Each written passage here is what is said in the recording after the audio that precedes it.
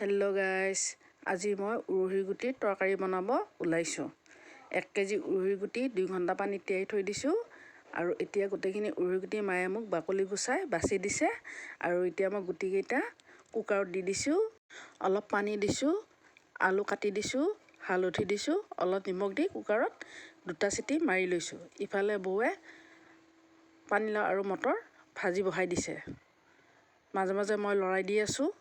ইফালে নহৰু আৰু জলকীয়া পেষ্ট কৰি লৈছোঁ। ইফালে কুকাৰত চিটি মৰা হৈ গ'ল।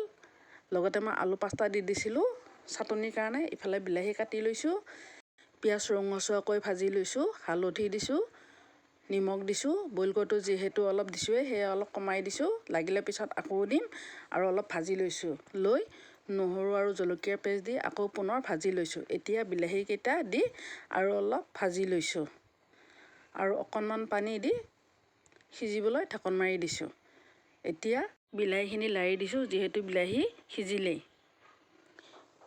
সিজাই থোৱা উৰহীৰ গুটিখিনি ঢালি দিলোঁ আৰু জোখমতে পানী দি ভালদৰে লৰাই দিছোঁ আৰু ওপৰতে কচুৰি মেথি দি ভালদৰে লৰাই উতলিবলৈ দিছোঁ। তৰকাৰী হৈ গ'ল। আপোনালোকে মোৰ দৰে এনেকৈ উৰহীৰ গুটিৰ তৰকাৰী বনাই খাই পাইছেনে? যদি পাইছে কমেণ্ট কৰি জনাবচোন।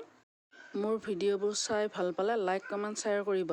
লগতে ছাবস্ক্ৰাইব কৰিব। আপোনালোকৰ উৎসাহ পালে মই আকৌ নতুন নতুন ভিডিঅ' আপোনালোকৰ মাজলৈ লৈ আহিম। আৰু বনাইছোঁ আলু যে বইল কৰি থৈছোঁ, সেয়া আলু পিটিকা চাটনি কৰিলোঁ। আজিলৈ এৰিছোঁ। বাই।